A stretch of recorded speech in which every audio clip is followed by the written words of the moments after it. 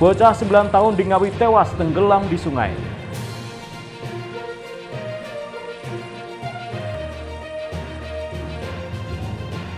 Jelang Idul Adha, harga cabai di pasar tradisional Tuban meroket.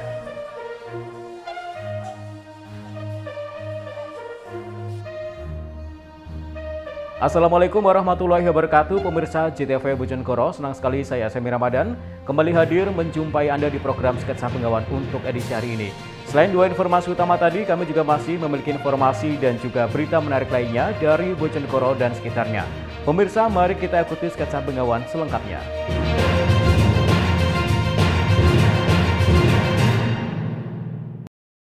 Pemirsa, kita awali informasi yang pertama. Seorang bocah berusia 9 tahun di Kabupaten Ngawi ditemukan tewas mengambang di aliran sungai oleh warga. Diduga korban tenggelam dan terseret arus saat bermain di sungai bersama teman-temannya. Fatan Putra Nugraha, 9 tahun, warga Desa Ngale, Kecamatan Paron, Kabupaten Ngawi, ditemukan tewas di aliran sungai desa setempat. Diduga siswa kelas 2 SD tersebut tenggelam saat berenang bersama temannya. Jasad korban dievakuasi oleh warga sekitar sesaat setelah salah seorang temannya meminta pertolongan kepada warga. Khalilul Rahman, salah satu warga, mengatakan jasad korban ditemukan pada Jumat petang. Kejadian bermula saat korban bersama 5 temannya berenang di sungai tersebut.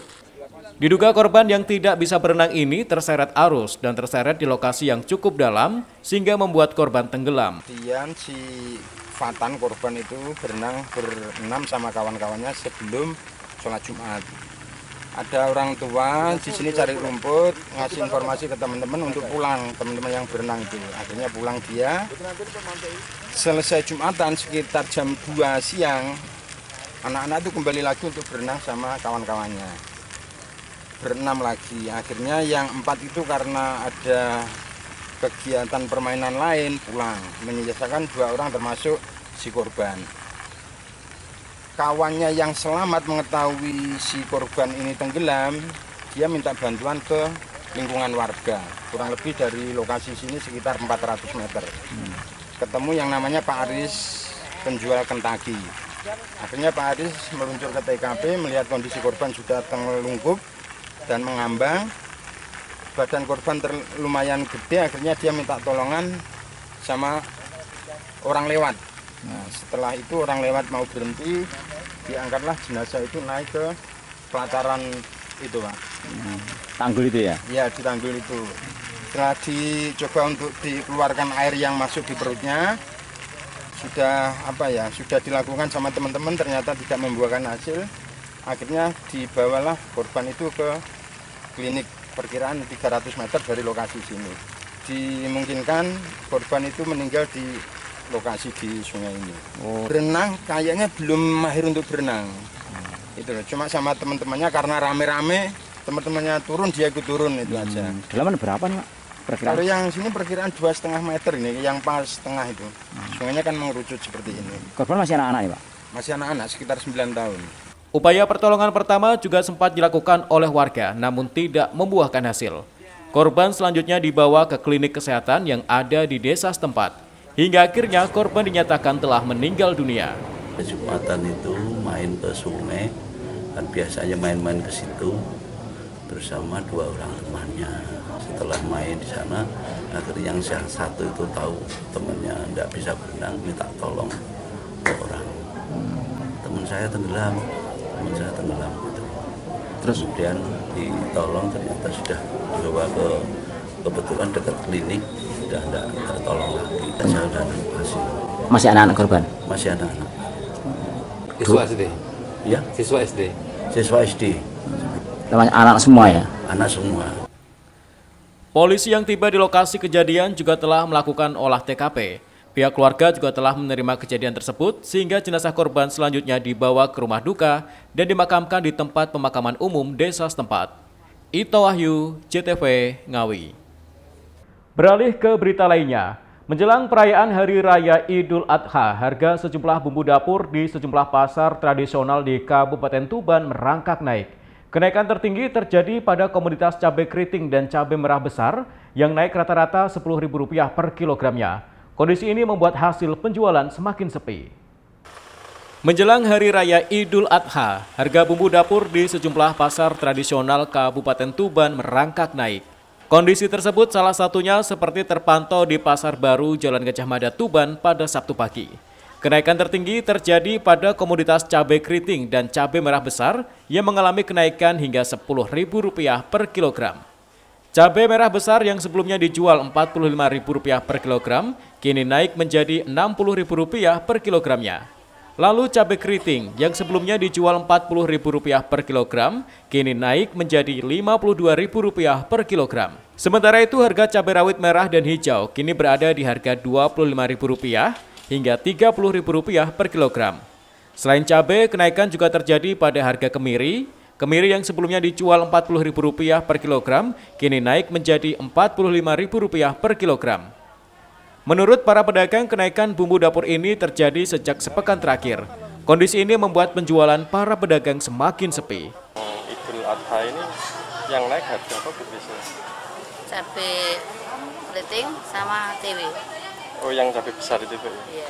Kalau cabai keriting sekarang berapa? 52. 50 ya. Sebelumnya berapa? Sebelumnya 40. Kalau yang cabai besar ini? Lombok. Sebelumnya 45. Sekarang jadi 60. Bu, selain cabai ini yang naik apa Bu menjelang Idul Adha? Kemirinya. Kemiri ya. Sekarang berapa Bu? 40. Sebelumnya 35. Bu, ini naiknya sudah berapa hari? Semingguan. Semingguan ya. Tapi menjelang Idul Adha ini permintaan banyak ya? Biasa-biasa aja. Biasa aja ya. Belum ada peningkatan sampai sekarang ya. Belum ada. Sementara itu harga bawang putih kini berada di kisaran Rp40.000 per kilogram dan bawang merah Rp35.000 per kilogram. Untuk tomat turun menjadi Rp5.000 per kilogram. Ziki Muhammad, Husni Mubarok, JTV, Tuban. Pemirsa, Dinas Perikanan dan Peternakan Kabupaten Ngawi akan menerjunkan 28 dokter hewan untuk pemeriksaan antemortem dan postmortem pada hewan kurban. Pemeriksaan untuk memastikan hewan kurban sehat dan daging hewan kurban aman untuk dikonsumsi. Menjelang perayaan Hari Raya Idul Adha, Dinas Perikanan dan Peternakan atau DPP Ngawi menyiapkan 28 dokter hewan di masing-masing wilayah di kecamatan setempat. PLT Kepala Bidang Kesehatan Hewan DPP Ngawi, Tony Wibowo menjelaskan, para petugas nantinya akan memeriksa kondisi kesehatan hewan kurban sebelum disembelih. Menurutnya, petugas akan mendatangi masjid dan tempat dikumpulkannya hewan kurban. Sehari sebelum disembelih akan dilakukan pemeriksaan antemortem, yakni pada kondisi hewan kurban, terutama pada kondisi fisik.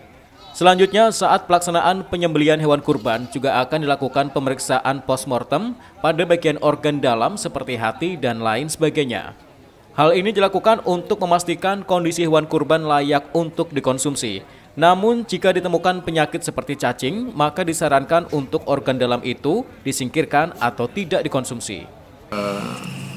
Singkatnya, kita untuk hewan kurban itu sebelum disembelih kita lakukan pemeriksaan, yaitu pemeriksaan antemortem. Biasanya kita lakukan di tempat-tempat peristirahatan hewan. Kalau di masjid biasanya di halaman masjid itu, dan kebanyakan dari kita itu melaksanakan pemeriksaan hewan kurban itu H-1 karena memang terkumpulnya hewan kurban di lokasi pemotongan itu ya sekitar H-1 seperti itu. Terus kemudian setelah besoknya, setelah Hari Raya Idul Adha, baru kita laksanakan proses yaitu pemeriksaan postmortem. Dan postmortem itu sendiri akan sangat-sangat bermanfaat sekali untuk menjaga bahwa memastikan bahwa daging hasil yang disembelih tadi itu betul-betul layak dikonsumsi dan betul-betul sehat dari penyakit, seperti itu. Berapa petugas nanti Pak yang disiapkan untuk pemeriksaan? Untuk petugas, baik untuk petugas kita untuk tahun ini sama seperti tahun kemarin, jadi sekitar 28 orang dokter hewan, dan dokter hewan tersebut sudah memenuhi kualifikasi dalam artian sudah memiliki surat izin praktek. Sementara itu, Dinas Perikanan dan Peternakan Ngawi juga memastikan bahwa stok hewan kurban di wilayah setempat hingga kini masih cukup aman. Ito Wahyu, JTV Ngawi. Curi 100 tabung LPG di 15 lokasi, penjual mie di Ngawi ditangkap polisi. Informasinya akan kami hadirkan sesaat lagi, tetaplah di Sketsa Bengawan.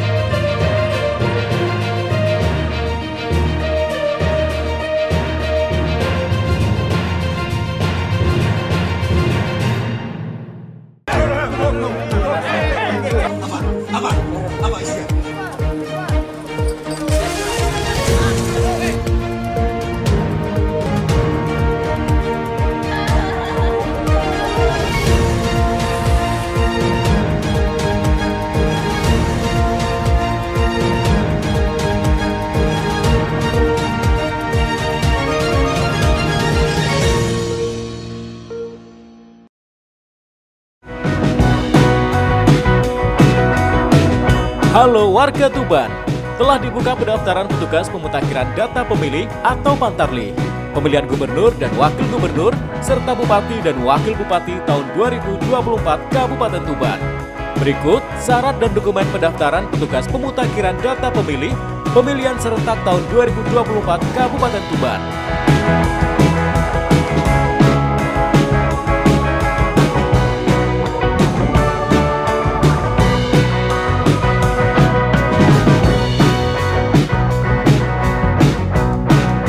Pendaftaran dimulai tanggal 13 Juni sampai dengan 19 Juni 2024. Segera daftarkan diri di kantor sekretariat PPS di masing-masing desa atau kelurahan.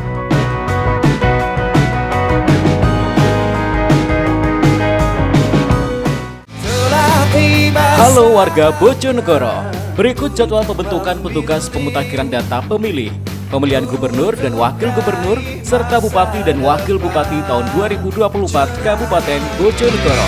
Marilah semua bersama mensukseskan pemilihan. Berikut syarat dan dokumen pendaftaran petugas pemutakhiran data pemilih, pemilihan serentak tahun 2024 Kabupaten Bojonegoro. Jadilah dirimu pemilih yang cerdas.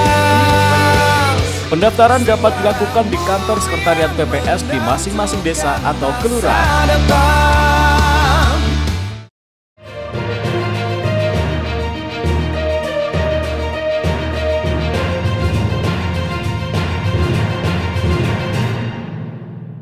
Pemirsa, terima kasih Anda masih di Sketsa Bengawan. Seorang remaja penjual mie ayam diamankan petugas Satreskrim Polres Ngawi. Pelaku berusia remaja tersebut diamankan karena telah melakukan pencurian seratusan tabung LPG ukuran 3 kg di 15 lokasi berbeda. Satreskrim Polres Ngawi mengamankan pelaku pencurian tabung LPG yang telah beraksi di 15 lokasi. Pelaku diketahui bernama YGA, 18 tahun, warga desa Kenongorejo, Kecamatan Beringin, Kabupaten Ngawi. Kasat Reskrim Polres Ngawi AKP Joshua Peter Krisnawan menjelaskan, saat menjalankan aksinya pelaku kerap mengambil LPG yang biasa berada di depan toko kelontong. Pelaku menjalankan aksinya di 15 lokasi berbeda yang mayoritas berada di wilayah Kecamatan Beringin. Secara keseluruhan, kurang lebih ada 100 tabung yang telah diambil oleh pelaku dan selanjutnya dijual kepada penadah. Penangkapan pelaku mendasar pada hasil tracking rekaman CCTV dari salah satu toko. Oleh petugas, pelaku diamankan saat berjualan mie ayam. Dalam operasi Sikat Semeru ini, tim Tiger Polres Ngawi, bagian dari Satreskrim Polres Ngawi telah berhasil mengamankan para pelaku yang terlibat dalam pencurian tabung LPG melon berbobot 3 kg. Jadi kita amankan berdasarkan rekaman CCTV. Kita melakukan tracking terhadap yang bersangkutan dan saat itu yang bersangkutan sedang berada di Kabupaten Ngawi. Pada saat kita amankan, yang bersangkutan sedang berjualan mie.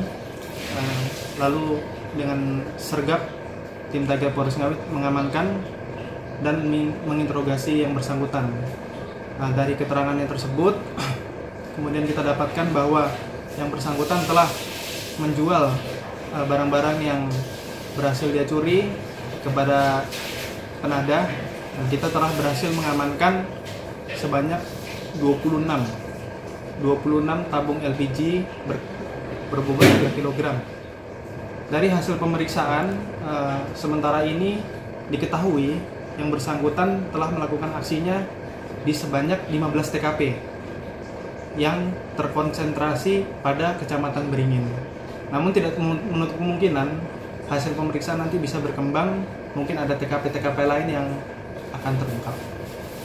Dalam kasus tersebut, polisi juga mengamankan sebanyak 26 barang bukti tabung LPG ukuran 3 kg. Hingga kini pihak kepolisian juga masih melakukan pendalaman terkait kasus pencurian LPG tersebut. Ita Wahyu, JTV, Ngawi. Beralih ke berita lainnya. Sebuah handphone milik warga di Kabupaten Tuban jatuh di selokan saat jogging. Pemilik terpaksa meminta bantuan petugas pemadam kebakaran lantaran selokan tertutup besi besar. Setelah melakukan berbagai upaya, handphone akhirnya berhasil diambil menggunakan penjepit ular. Handphone milik Fafian Zaidan, warga Kecamatan Palang, Kabupaten Tuban jatuh ke selokan saat melakukan jogging di Jalan Latsari, Kelurahan Latsari, Kabupaten Tuban pada Kamis malam. Handphone tersebut masuk ke saluran air yang tertutup grill bahan cor dengan kedalaman 1 meter. Merasa kesulitan, yang bersangkutan langsung meminta bantuan petugas Satpol PP dan pemadam kebakaran Kabupaten Tuban. Proses evakuasi berlangsung dramatis. Minimnya peralatan memaksa petugas mengambil handphone menggunakan penjepit ular. Setelah berusaha selama beberapa menit, handphone tersebut akhirnya bisa diangkat oleh petugas dan langsung diberikan kepada pemiliknya. Kasatpol PP dan Damkar Tuban Gunadi mengatakan petugas sudah 2 kali mendapatkan permintaan bantuan pengambilan handphone yang jatuh ke selokan. Sebelumnya kejadian serupa juga dialami warga di kawasan Gor Rangga Jaya, Anoraga Tuban. Tan ini sedang jalan-jalan jogging, ternyata HP-nya jatuh di trotoar yang itu tertutup besi. Sehingga mereka yang bersangkutan tidak bisa ngambil. Akhirnya laporan ke kami, kemudian petugas kami mendatangi lokasi. Dan alhamdulillah dengan cara diambil pakai penjepit ular, ternyata penjepit ular itu tidak hanya untuk evakuasi ular, ternyata juga bisa dimanfaatkan evakuasi HP. Dan ini kejadian yang kedua ya. Jadi sebelumnya kan juga ada warga masyarakat yang sedang nyantai di gor, kemudian HP-nya jatuh di trotoar, itu juga minta tolong petugas damkar untuk evakuasi. Alhamdulillah kalau kehadiran kami itu bisa bermanfaat bagi masyarakat luas. Sekedar diketahui, Damkar Tuban melakukan penanganan kebakaran hingga evakuasi binatang buas. Selain itu, Damkar setempat juga melayani pelepasan cincin serta bantuan lainnya. Ziki Muhammad, Husni Mubarak, JTV, Tuban. Pemirsa, dalam rangka mengurangi resiko bencana, Badan Penanggulangan Bencana Daerah Kabupaten Bojonegoro membentuk Desa Tanggap Bencana atau Destana di Desa Pagerwesi, Kecamatan Trucuk. Hal ini dilakukan untuk membentuk masyarakat setempat agar tangguh terhadap bencana dan memiliki kemampuan mandiri untuk beradaptasi di daerah yang rawan bencana. Pemerintah Kabupaten Bojonegoro melalui Badan Penanggulangan Bencana Daerah atau BPBD Kabupaten Bojonegoro membentuk Desa Tanggap Bencana atau Destana di Desa Pagerwesi, Kecamatan Trucuk. Kegiatan yang berlangsung selama 3 hari ini turut serta melibatkan elemen masyarakat, baik PKK, Linmas, Karang Taruna, serta BPD sebagai peserta Desa Tangguh Bencana. Pada kegiatan Desa Tangguh Bencana ini, para peserta dibekali pelatihan berupa pengkajian resiko bencana, baik itu mengenali bencana, memperingatkan ancaman, mengenali tanda-tanda bencana, mengenali rentanan bencana, serta memetakan wilayah yang rawan bencana. Para peserta terlihat antusias untuk mengikuti materi serta arahan yang disampaikan oleh fasilitator dari Ketua Forum Pengurangan Resiko Bencana Daerah Jawa Timur. Ketua Forum Pengurangan Bencana Daerah Jawa Timur, Catur Sudarmanto mengatakan, tujuan pembentukan Desa Tangguh Bencana untuk membentuk masyarakat yang tangguh bencana yang memiliki kemampuan mandiri untuk bisa beradaptasi di daerah yang rawan bencana, serta memulihkan diri dengan segera dari dampak bencana yang merugikan. Sudarmanto menambahkan, pembentukan Desa Tangguh Bencana dapat menghasilkan data pengkajian ancaman bencana, kapasitas serta tanggapnya masyarakat dalam menghadapi sebuah bencana, dan untuk mengetahui kerentanan desa. Tak hanya itu, para peserta juga diberikan pembekalan materi berupa praktek secara langsung dalam menangani korban kebencanaan. Untuk kegiatan pembentukan Desa Kelurahan Tangguh Bencana di Desa Pagerwesi ini, alhamdulillah ini memasuki hari kedua dan saya sangat mengapresiasi seluruh peserta. Walaupun waktunya itu pendek, tapi pesertanya luar biasa antusiasmenya dan apresiasinya terhadap pelatihan ini. Yang jelas pelatihan ini adalah bagaimana kita mewujudkan desa atau kelurahan Pager Besi nanti layak menyandang sebagai desa tangguh bencana. Nah, untuk layak menyandang status desa tangguh bencana perlu ada pelatihan-pelatihan, termasuk mulai dari kemarin sampai hari ini dan sampai besok. Itu kita ajari bagaimana warga masyarakat peserta ini untuk melakukan pengkajian risiko bencana atau kajian risiko bencana, mulai dari mengenali ancamannya, kemudian memperingkatkan ancaman, kemudian mengenali karakter, tanda-tanda, sampai mengenali kapasitas maupun kerentanan, yang pada akhirnya memunculkan tingkat risiko. Setelah mengetahui tingkat risiko, kita ajari peserta untuk menyusun perencanaan aksinya, bagaimana caranya untuk nantinya desa yang terbentuk desa tangguh bencana dapat naik tingkatnya mulai dari pratama, madya hingga tingkatan utama. Edo Jody Aldian, CTV, Bojonegoro. Ratusan takmir masjid di Tuban dilatih menyembelih hewan kurban. Informasinya akan kami hadirkan sesaat lagi. Tetaplah di Sketsa Penggawa.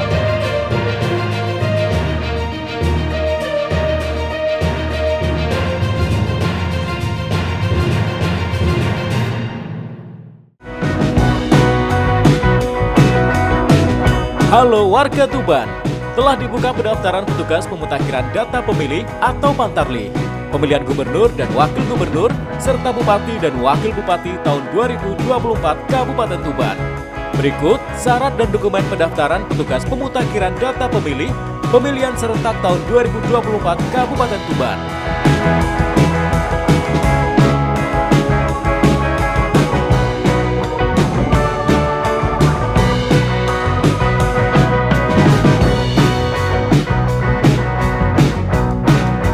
Pendaftaran dimulai tanggal 13 Juni sampai dengan 19 Juni 2024.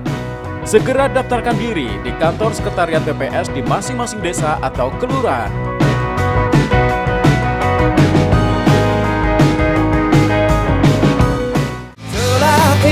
Halo warga Bojonegoro. Berikut jadwal pembentukan petugas pemutakhiran data pemilih, pemilihan gubernur dan wakil gubernur, serta bupati dan wakil bupati tahun 2024 Kabupaten Bojonegoro. Marilah semua bersama mensukseskan pemilihan. Berikut syarat dan dokumen pendaftaran petugas pemutakhiran data pemilih, pemilihan serentak tahun 2024 Kabupaten Bojonegoro. Jadilah dirimu pemilih yang cerdas. Pendaftaran dapat dilakukan di kantor sekretariat PPS di masing-masing desa atau kelurahan.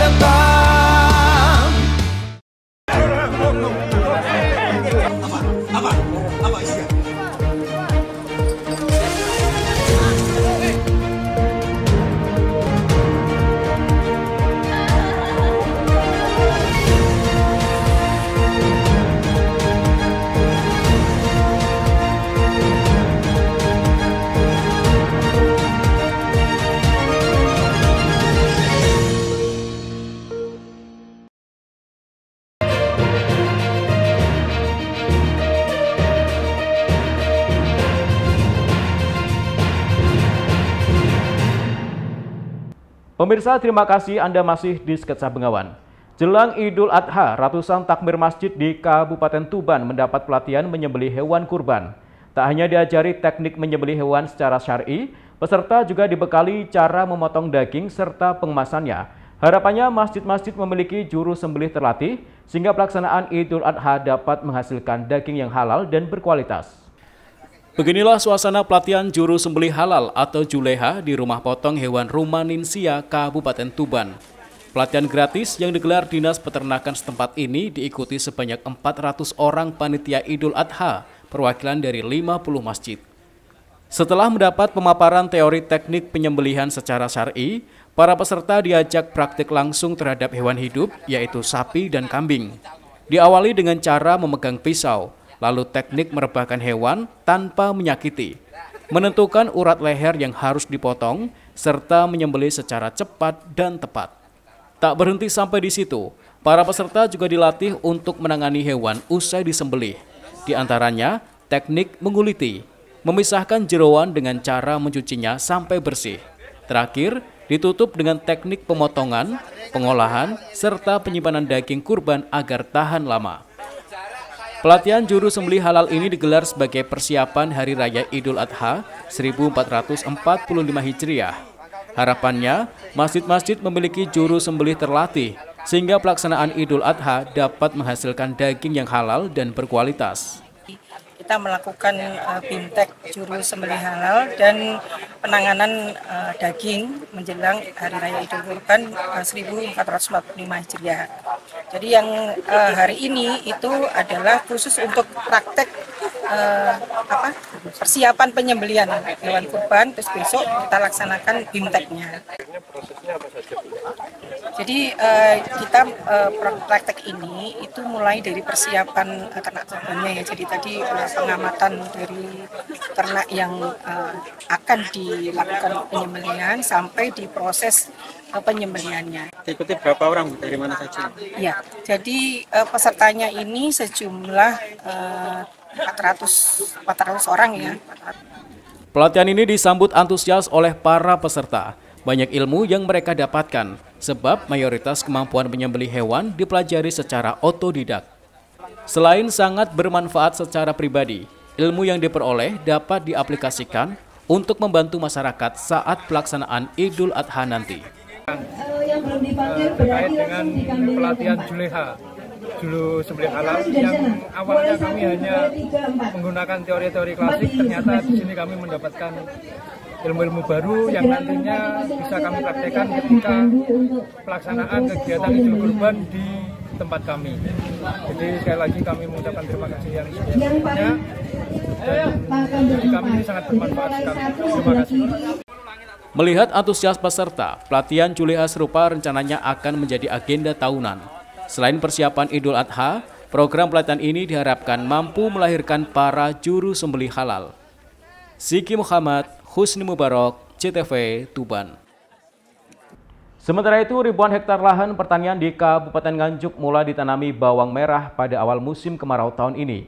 Petani bawang merah setempat menerapkan manajemen tanaman sehat yang diprediksi mampu meningkatkan kualitas dan kuantitas masa panen. Sedikitnya 6.000 hektar lahan pertanian di Kabupaten Nganjuk saat ini mulai masuk masa tanam bawang merah. Salah satunya seperti yang dilakukan para petani di Desa Sukorjo, Kecamatan Rejoso, Kabupaten Nganjuk pada Jumat.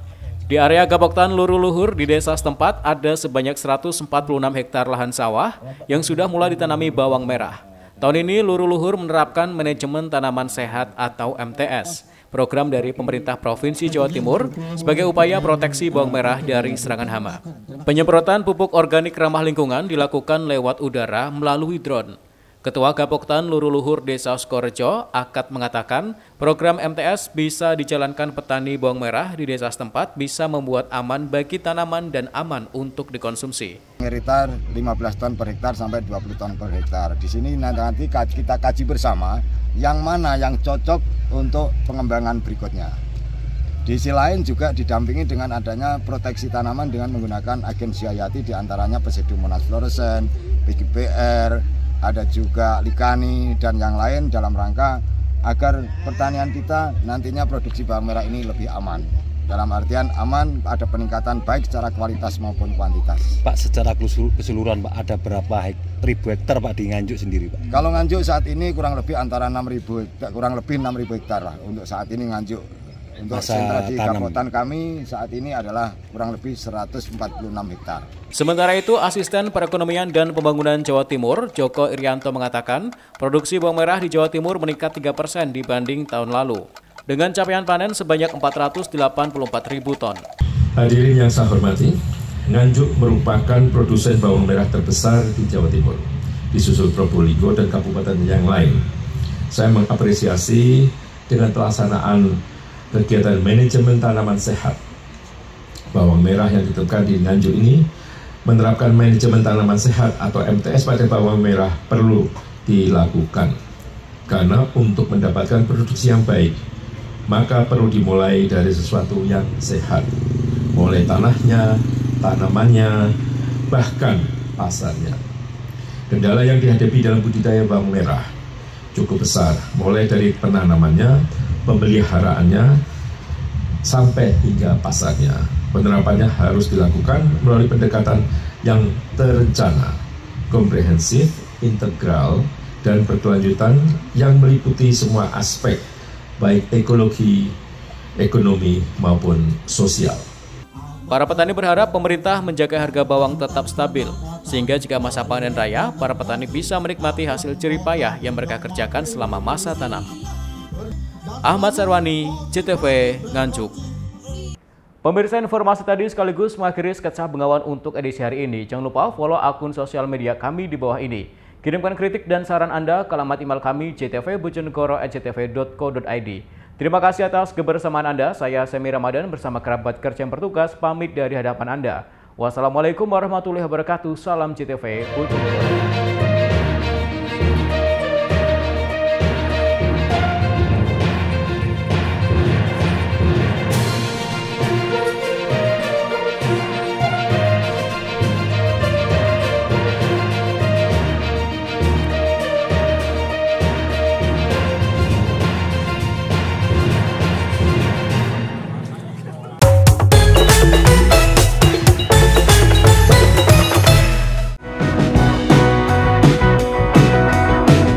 Halo warga Tuban, telah dibuka pendaftaran petugas pemutakhiran data pemilih atau Pantarlih, pemilihan gubernur dan wakil gubernur, serta bupati dan wakil bupati tahun 2024 Kabupaten Tuban.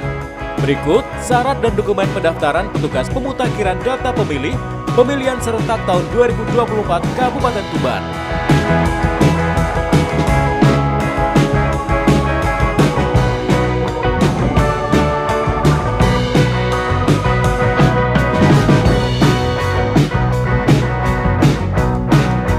Pendaftaran dimulai tanggal 13 Juni sampai dengan 19 Juni 2024. Segera daftarkan diri di kantor sekretariat PPS di masing-masing desa atau kelurahan.